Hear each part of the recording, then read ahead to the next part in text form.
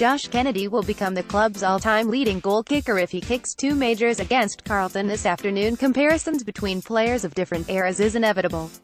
It's also futile, as Josh Kennedy edges towards the West Coast Eagles goal-kicking record, held for more than 20 years by Peter Sumich. There has been a wave of people lining up the careers of the two great forwards, offering an opinion about who is the better player.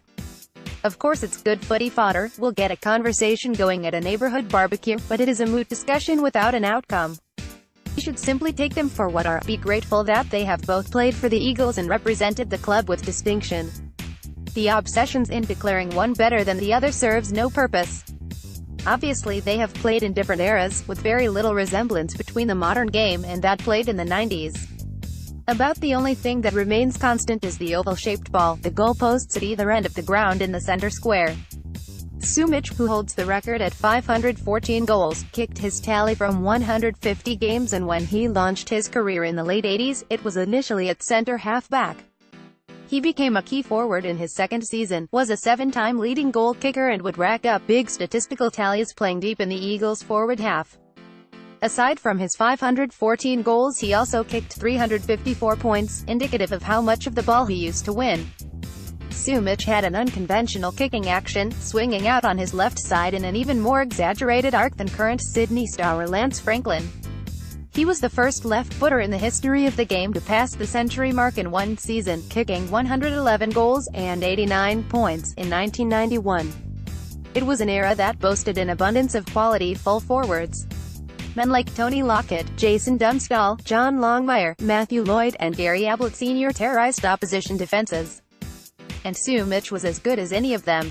His record in big matches was exceptional, and he is the only Eagles to hit double figures in a single game at the MCG, kicking 11.8 against Essendon in round 15, 1992. That was not his biggest haul in a game. That came against Footscray at the WACA a year earlier. Of course, as with all forwards, Sumich was reliant on supply from the team's midfield. And that was a pretty tidy assembly in the 90s. Dean Kemp, Peter Matera, Chris Mainwaring, Don Pike, Chris Lewis, just to drop a few names. Kennedy is a contrasting player in so many ways.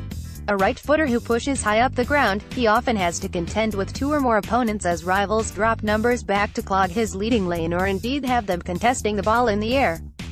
He is an amazing athlete, one of the best 2 kilometers time trialers at the club. He works his opponents over, charging up the ground, doubling back to offer a secondary lead and going again if needed. His defensive pressure is also outstanding. He is a dual Coleman medalist and could easily have won the mantle as the competition's leading goal kicker last year, despite missing a slab of footy. Franklin denied him when he kicked 10 goals in the last qualifying game of the year. Sumich never won a Coleman medal in an era where it was relatively common to see a key figure post a century in a season. Kennedy does not have the 2 premiership medals that Sumich can pull out of his sock drawer in a moment of reflection, but he has 2 Colemans.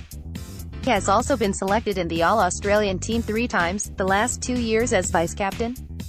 Sumich was never included in that exalted company, but there is a strong argument he should have been. They have both been great players and will always be regarded as such. Let's just leave it at and Google their highlights packages as a reminder of their respective qualities.